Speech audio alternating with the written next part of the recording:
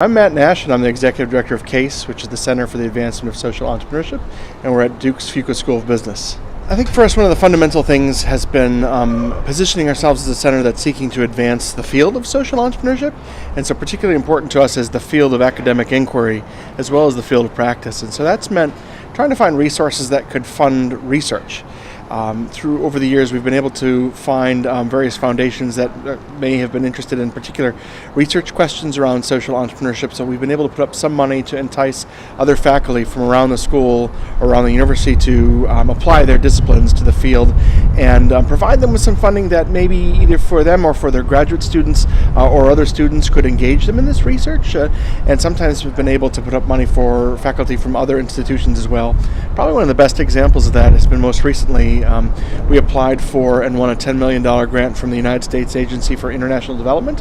Basically, USAID is seeking to make itself more innovative in the way it does its very important humanitarian assistance and international development work.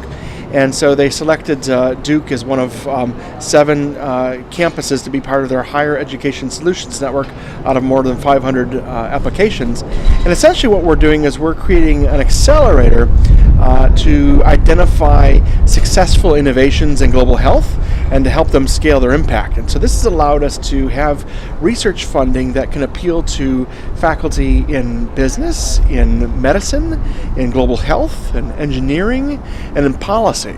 And so what we're working on right now is bringing together different faculty from these disciplines, and actually economics as well, to identify both research opportunities and evaluation needs, to bring together an interdisciplinary team of faculty to design some of this work, and then to provide small research grants to allow them to look at both how is our model of the accelerator working, but is there additional input we can have on the individual innovations.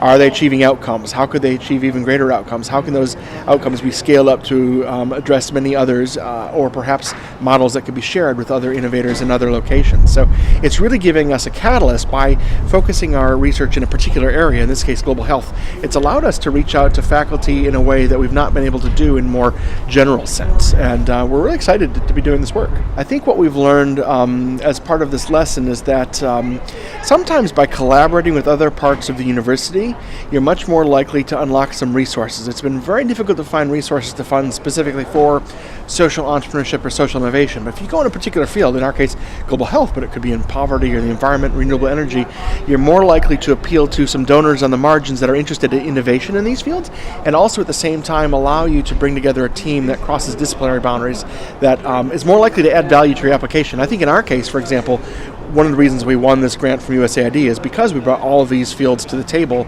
We knew of other universities that were strong in one particular field, for example, global health, but the business school wasn't involved, or perhaps a business school and there wasn't a public health program involved. So working together, I think, increases the value of the team and makes it more likely to secure some of those funding.